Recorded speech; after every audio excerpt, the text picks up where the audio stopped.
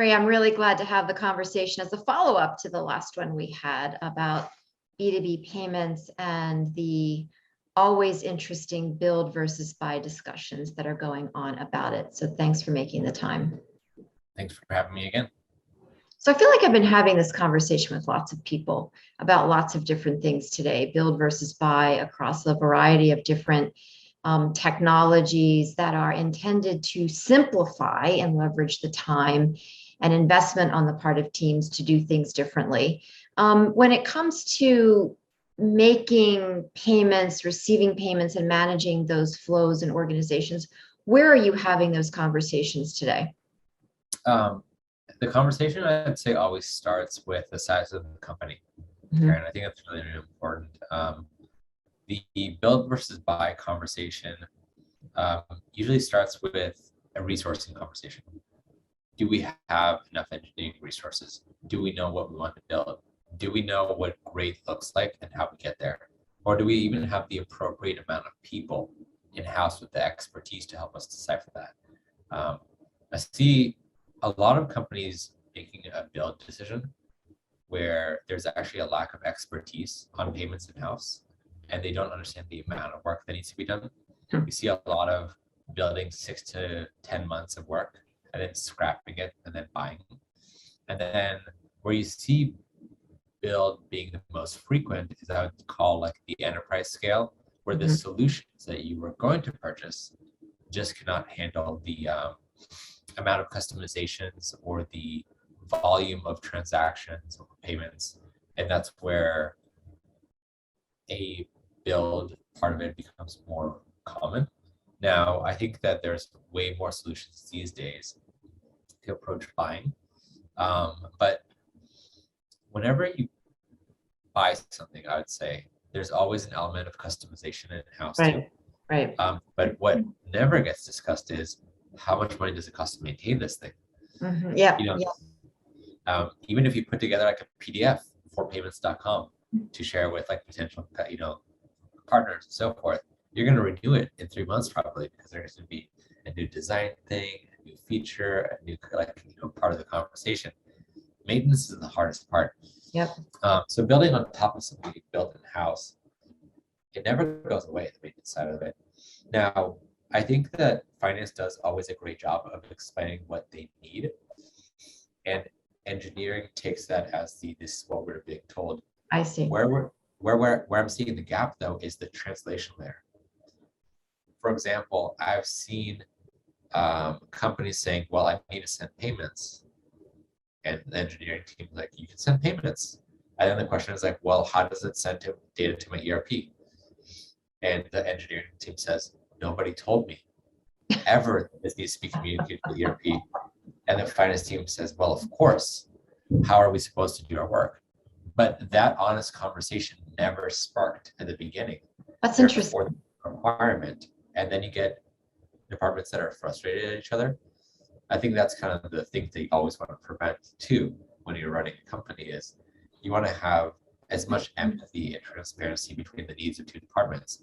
Otherwise, you get the butting of the heads and maybe finance blaming engineering, or engineering not wanting to do something for finance. And the best of both worlds is just the departments setting objectives together. So how do you get to that translation layer? So who reaches over and says, "But wait, first"?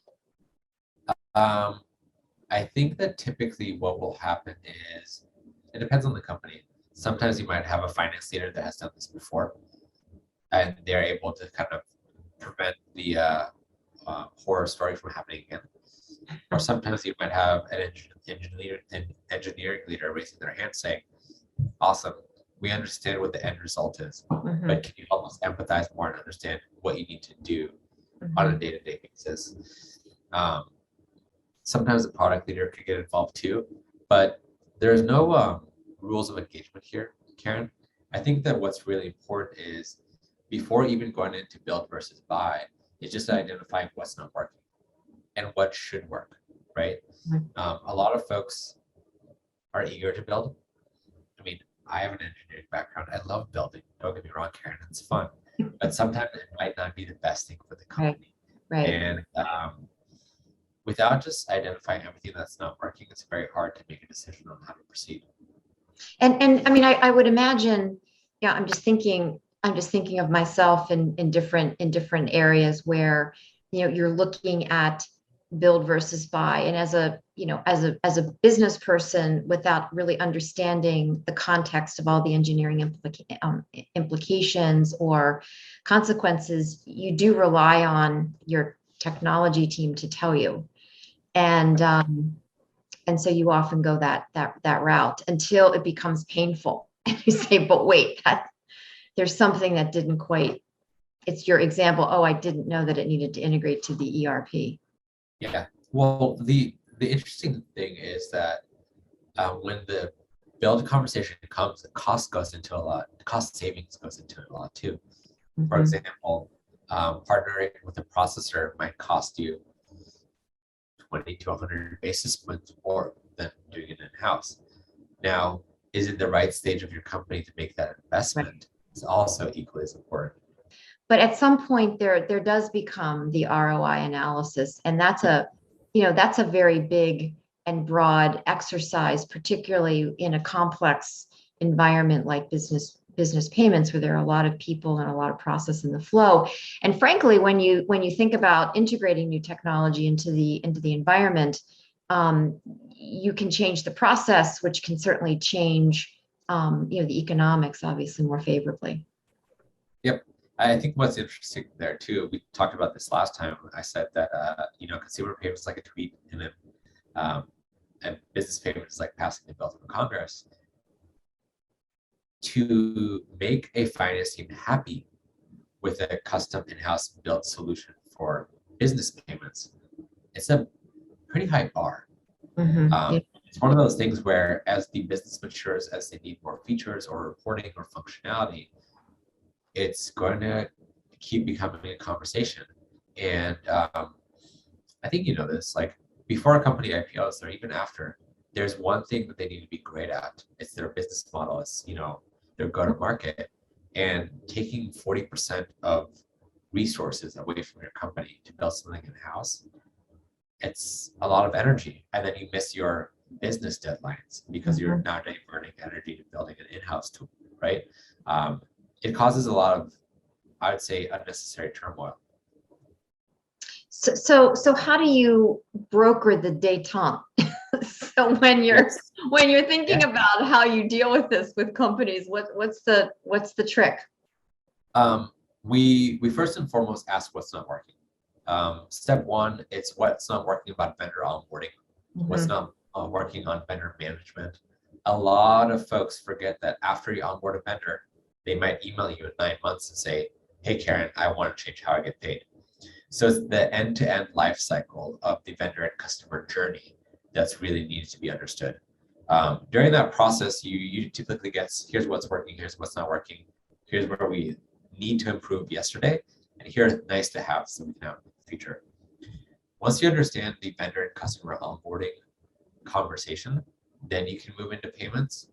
And then I like to split payments into what I would call transactions and accounts payable. Because transactions is a really easy layer of telling me, like, just tell me where the money needs to go or get pulled from. At a high level, there's so many different processors and tools out there that can do the job. The AP and AR conversation, then you start digging in a step further and you say, okay, given that we know how we want to interact with customers and vendors, given that we know what the end result should look like on their end, now let's have a deeper conversation around what data, controls, compliance, integrations, etc., needs to happen for our team to benefit. And that actually leads me to a good point. A lot of the time, this discovery process, Karen, making sure that your team has an ROI is actually not included in the conversation. Really? Yeah, I see this happen very often. We see a lot of, here's what the user needs, therefore we're going to build for that. And therefore, the payee of the business that you're paying, whether it's a contract or an entity, all of the thinking is optimized for them. And then the day-to-day operations of moving money is forgotten about. Hmm.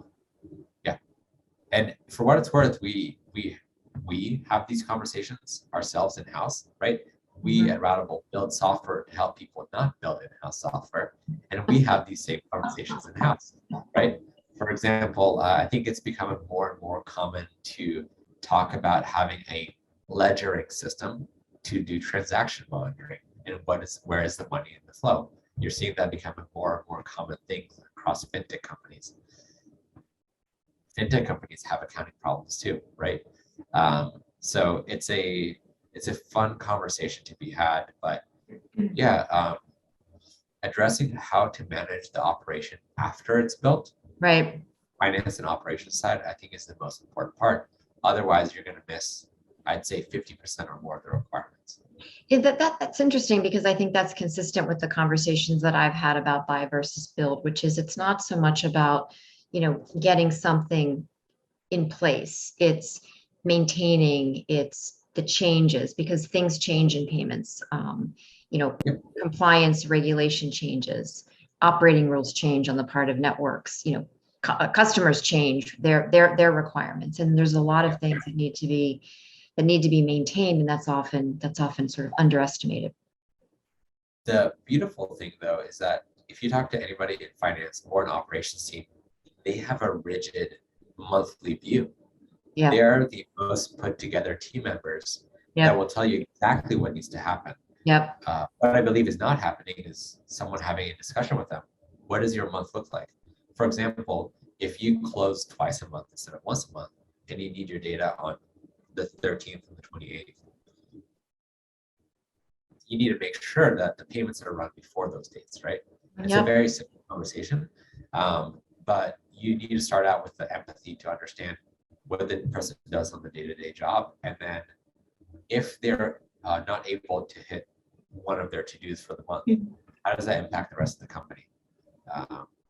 Month-end close is a huge thing in finance. So sure. You have that whatever solution you go with correlates with the business requirements that cannot be changed is really critical. Are you finding that on the IT side that the teams are starting to look beyond just the technology to the business requirements, and that those conversations are beginning to happen a little bit more organically, recognizing, particularly when you think about the finance role, how critical it is to the company? I definitely see that being a part of it. We see more enterprise companies bringing in just IT execs into the conversations because, and I'm going to say it's IT and it's compliance and security. So typically you see like a CISO and a CIO being in up market where their lens is, okay, assuming that we're going to get involved with all of this data, who stores data? A lot of the reason not to build in-house is not to have to maintain sensitive information. And then another part of it is not to have to build internal controls. Every IT admin will really think about who can get access to this data and how can I quickly revert that if something went wrong. Right. And those are things that are heavily scrutinized, and I think in a good way. And then, Karen, that's another thing that you have to build in-house, right? If you're adhering to certifications, right, as a company, you can't build an internal system that's going to make you default or fail next year's certification, right?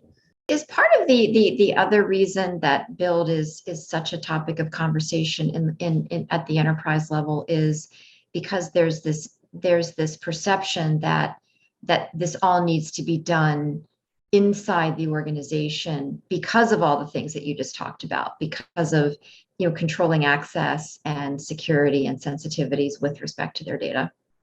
So I would say that is a part of the conversation, but if you actually talk to the CISO and if you actually talk to a CIO or just an IT executive, you'll realize that having access to the data but not storing it locally or within your database is a lot safer.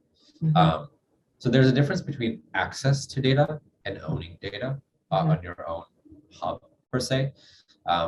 And I do think that there's enough flexibility most processors and providers and platforms today where you can check the box for IT, you can check the box for security and compliance, and you can check the box for finance and engineering in a way that makes teams happy and it doesn't make them feel like they're overburdened. The best thing that the last, I'd say 5 years or so has done is spark the conversation. It has started to get departments to talk together. I do believe that you're seeing a lot more collaborative approaches to at least what should we do, where previously it was two departments that didn't talk to each other, Right. Ending orders. Yep. So 2022 conversations you plan to have, where are the conversations really headed in the right direction? And as I said earlier, like who is actually making those conversations happen? Because it sounds like there isn't a lot of consensus in terms of who's actually making the decision for the benefit of the finance teams who really need to have these more agile ways of managing the business process and the business flows associated with it. Yeah, I think that's a great point, Karen. It would be awesome if the best way to approach this is if each department said needs to have and nice to haves, right? Oh, right. For example, that's how I would approach it this year. We have gotten to a point from a topic perspective where I see more and more tools being built in fintech where it's easier and easier and easier to patch together 3 or 4 tools and get you a faster, more reliable, and more sustainable path to having the custom built in-house tool done on 3 or 4 partners. That's a good thing. But what really matters when you start the conversation is, for example, finance says we must sync the data to the ERP and we need to cut our per transaction cost by 50 cents. Great. Do you care about how we collect W-9s? No, that's nice to have. Awesome. That's a conversation that can be had. Engineering says, hey, we have a security requirement. We need the partner to have a C-star certification in order to move money through it.